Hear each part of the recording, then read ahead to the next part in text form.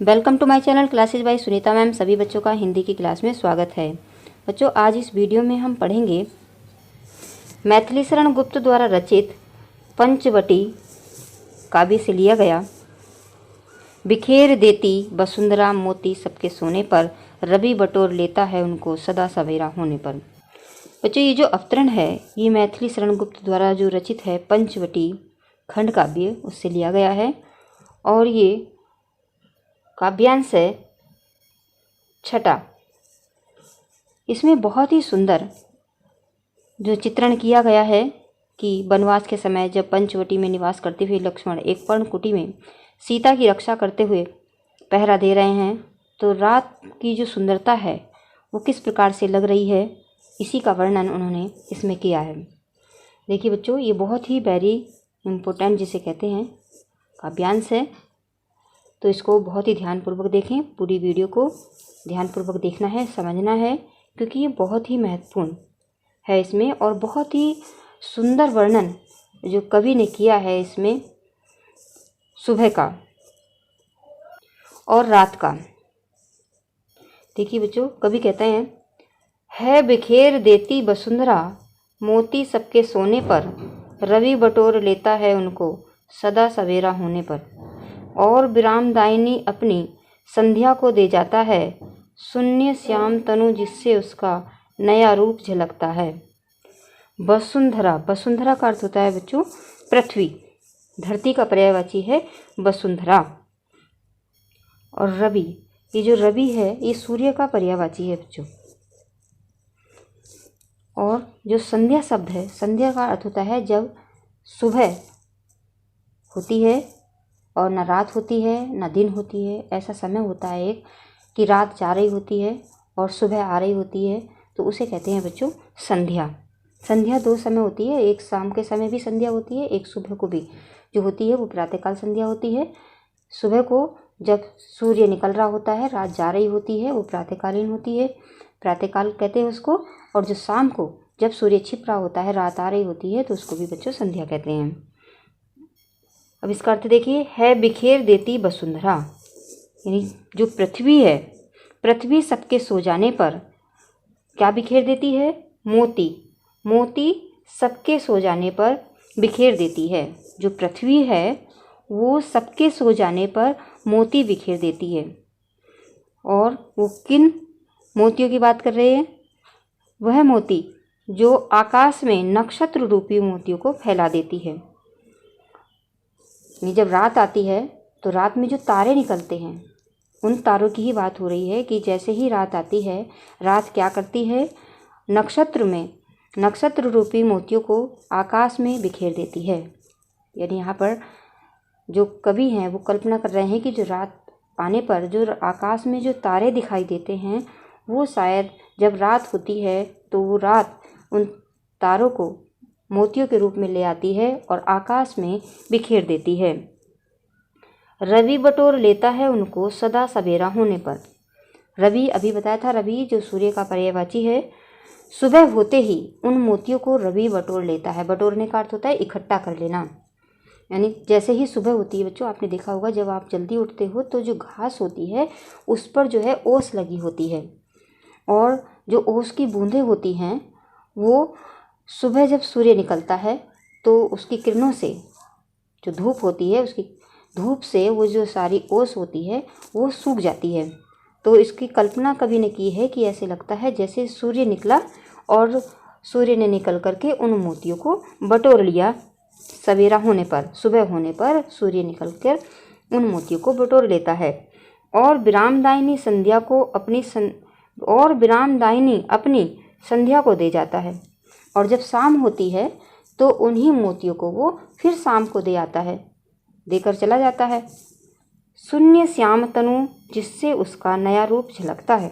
और फिर उन्होंने कल्पना की कि फिर वो जो मोती होते हैं जो उन्होंने शाम को संध्या को दिए होते हैं, फिर वो हमें कहाँ दिखाई देते हैं? फिर वो दिखाई देते शून्य। शून्य का अर्थ होता है बच्चों आकाश, आकाश का पर्यायवाची है शून्य।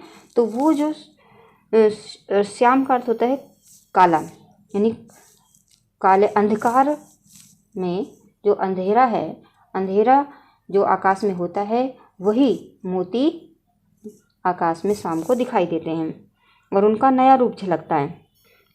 इसको आप एक कहानी की तरह आप समझ लेंगे कि सबके सोने पर जो धरती होती है वो क्या करती है, वो नक्षत्र रूपी मोतियों को फैला देती है और जब सुबह सवेरा होता है, सूर्य जब निकलता है तो प्रातःकाल हो जाने पर उन्हें बटोर कर रख लेता है और जो शाम को जो संध्या होती है, संध्या को दे करके चला जाता है। और वही जो मोती होते हैं उन्हें जब संध्या धारण करती है तो वो संध्या रूपी जो सुंदरी होती है उसका बहुत ही सुंदर सा श्यामल सा रूप झिलमिलाता हमें आकाश में दिखाई देता है। बच्चों ये तो हुई इसकी व्याख्या। अब हम समझेंगे कि जब परीक्षा में ये आएगा तो आप किस प्रकार से लिखेंगे। तो बच्चों लिखने से पहले सबसे पहले आप लिखते हैं संकेतांक। संकेतांक लिखने के लिए पिछली बार भी बताया था, आप 2 शब्द लिखेंगे। जैसे लिखेंगे है विखेर, फिर लिखेंगे नीचे झलकता है और बीच में जो है इस तरह से डैश डैश डैश डैश आप लगा देंगे। ठीक है, यहाँ पर लिखेंगे है विखेर और यहाँ पर लिखेंगे झलकता है और इस तरह से ये संकेतांक बना।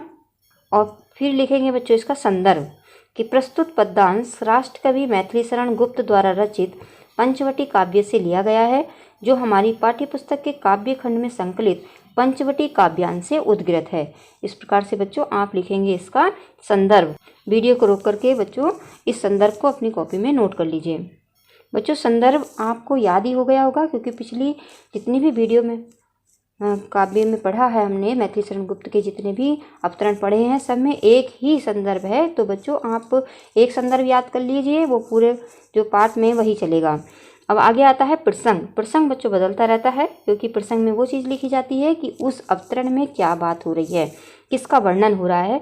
तो आप यहाँ पर लिखेंगे कि वनवास के समय पंचवटी में निवास करते हुए लक्ष्मण एक पर्णकुटी में सीता की रक्षा प्रहरी बनकर कर रहे हैं। रात का समय है, उस रात की प्राकृतिक सुंदरता का वर्णन करते हुए मैथिली शरण गुप्त जी कहते हैं कि। इस प्रकार बच्चों आप समझ गए होंगे कि ये कहाँ का वर्णन है, प्रसंग में क्या लिखा जाता है। प्रसंग में वही लिखा जाता है जिसका वर्णन वो उस अवतरण में कर रहे होते हैं। तो यहाँ पर वनवास के समय पंचवटी में जो निवास करते हुए लक्ष्मण है एक पर्णकुटी में सीता की रक्षा प्रहरी बनकर कर रहे हैं। तो रात का जो समय है, रात की जो प्राकृतिक सुंदरता है, उसी का वर्णन मैथिली शरण गुप्त जी ने इसमें किया है और वो इस प्रकार से कहते हैं सुंदरता का वर्णन करते हुए। देखिए बच्चों इसकी व्याख्या है, ये आप रोक करके कॉपी में उतार लेना। वैसे तो आपको अभी जब मैंने समझाया है तो उसको अच्छी तरह से आपको समझ में आ गया होगा, लेकिन बच्चों को जब लिखा हुआ मिलता है तो उन्हें ज़्यादा अच्छा लगता है कि हम किस प्रकार से इसको याद करें। देखिए बच्चों इस तरह से आप इसको कॉपी में भी उतारेंगे, याद भी कर लेंगे और इस तरह से लिखेंगे, ये पृथ्वी सबके सो जाने पर नित्य प्रति आकाश में नक्षत्र मोतियों को फैला देती है और सूर्य सदा ही प्रातःकाल हो जाने पर उन मोतियों को बटोर कर रख लेता है। वह सूर्य नक्षत्र रूपी मोतियों को संध्या रूपी सुंदरी को देकर अपने लोक चला जाता है। अतः नक्षत्र रूपी मोतियों को धारण करके उस संध्या रूपी सुंदरी का शून्य सा श्यामल रूप झिलमिल करता हुआ अति शोभावान अर्थात बहुत ही सुंदर हो जाता है। यह है बच्चों इसकी व्याख्या। देखिए अच्छी तरह से समझ लीजिए, व्याख्या आप अच्छी तरह से समझ गए होंगे। अब लिखा जाता है बच्चों काव्यगत सौंदर्य। काव्यगत सौंदर्य लिखना बहुत ही जरूरी है क्योंकि उसके अलग अलग नंबर मिलते हैं। काव्यगत सौंदर्य के संदर्भ के अलग मिलेंगे, व्याख्या के अलग मिलेंगे और काव्य सौंदर्य के अलग मिलेंगे। देखिए बच्चों सबसे पहला है इसमें, पहला है प्रकृति में मानवीकरण किया गया है। बच्चों जब भी किसी प्राकृतिक चीज़ों को मानव की तरह बताया जाता है या मानव की तरह व्यवहार करते हुए बताया जाता है तो वहाँ पर प्रकृति का मानवीकरण किया जाता है और वहाँ पर मानवीकरण अलंकार होता है। जैसे जो पृथ्वी है, पृथ्वी, सूर्य, संध्या, ये सब प्राकृतिक चीज़ें हैं, लेकिन जो मोतियों को धारण करना, फिर मोतियों को बटोर कर रख लेना, ये सब कार्य मनुष्य के होते हैं, लेकिन उन्होंने प्राकृतिक चीज़ों को ये सब इस तरह से करते हुए दिखाया गया है। तो यहाँ पर प्रकृति में मानवीकरण किया गया है। अलंकार है बच्चों इसमें अतिशयोक्ति, क्योंकि अतिशयोक्ति का मतलब होता है कि जहाँ पर किसी बात को बहुत ही बढ़ा चढ़ा कर किया जाए, ऐसा जो हो नहीं सकता, तो ऐसी बात जब कही जाती है तो वहाँ पर होता है अतिशयोक्ति अलंकार। अगर आप अतिशयोक्ति अलंकार को और अच्छी तरह से समझना चाहते हैं तो बच्चों आप जो है classes bye Sunita ma'am search करिए और वहाँ पर जो है अतिशयोक्ति अलंकार आपको अच्छी तरह से समझाया गया है और इसका लिंक डिस्क्रिप्शन बॉक्स में भी आपको मिल जाएगा प्लेलिस्ट में, वहाँ से आप देख सकते हैं। और बच्चों होता है मानवीकरण। मानवीकरण अलंकार वहाँ होता है, अभी बताया आपको, जहाँ पर प्राकृतिक चीज़ों को मानव की तरह व्यवहार करते हुए दिखाया जाता है। भाषा। भाषा है शुद्ध परिमार्जित खड़ी बोली। इनकी जो भाषा सभी में एक ही जैसी है, शुद्ध है, परिमार्जित है और खड़ी बोली है।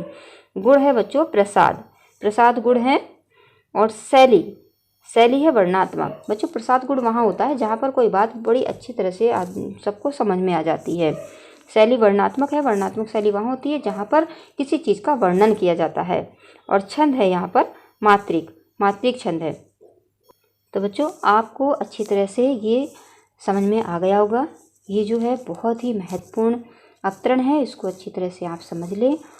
और आपको आ भी गया होगा क्योंकि समझाया भी गया है, फिर बाद में आपको लिख के भी दिखाया गया है कि इस तरह से आप परीक्षा में लिखेंगे। अब आपको जो है अच्छी तरह से समझ में आ गया होगा, इसकी मुझे पूरी आशा है। अगर आ गया है तो वीडियो को लाइक भी करिए ताकि मुझे पता चले कि हाँ आपको समझ में आ गया है। और जिन बच्चे ने चैनल को सब्सक्राइब नहीं किया है, जो नए हैं इस चैनल पर, वो बच्चे सब्सक्राइब कर लें और साथ में घंटी भी को भी प्रेस करें ताकि अगली वीडियो का नोटिफिकेशन उनके पास सबसे पहले पहुंच जाए। और वीडियो को देखने के बाद अपने मित्रों के साथ ज़रूर शेयर करें ताकि इस वीडियो का लाभ सभी बच्चों को मिले। धन्यवाद।